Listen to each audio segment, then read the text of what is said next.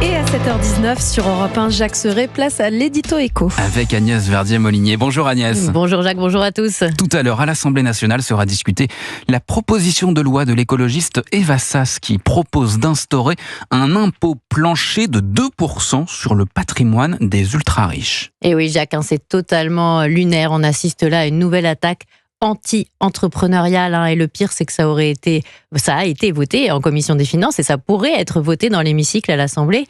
Et ce, alors que contrairement à l'ISF, la taxe serait appliquée aussi sur les biens d'entreprise, ce qu'on appelle les biens professionnels. Bon, cette taxe, ça ferait peser 25 milliards d'impôts sur 2000 ménages, plus de 12 millions par ménage. Alors, cette proposition, heureusement, elle ne serait pas adoptée au Sénat, mais c'est un très mauvais signal que le Parlement envoie au monde économique, et ce, d'autant plus que dans le budget qui est prévu pour l'année prochaine, en 2026, le gouvernement prévoit vraiment un retour d'une sorte d'ISF. Il s'agirait de trouver une nouvelle manière de prélever 2 milliards d'euros, cette fois-ci non plus sur les revenus, comme en 2025, mais sur les patrimoines. Ce serait donc un ISF différent.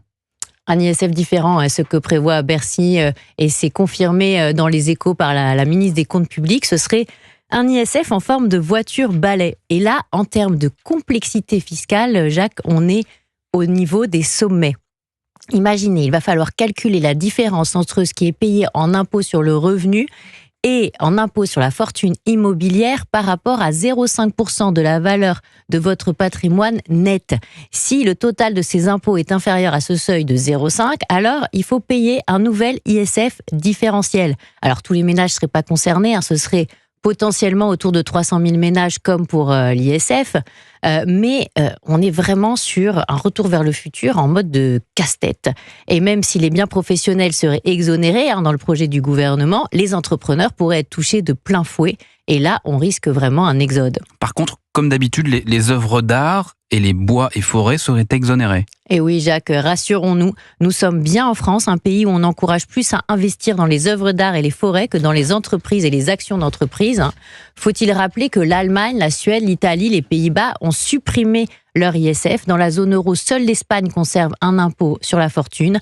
Un pas en avant, un pas en arrière, ça pourrait être la maxime de notre code général des impôts. Ce nouvel ISF pourrait faire fuir encore de France des dizaines de milliards d'actifs et faire plus de trous dans les caisses publiques que de rentrées fiscales. On se souvient, 82, 89, 2013. À quel moment l'ISF a montré des effets positifs pour la France ?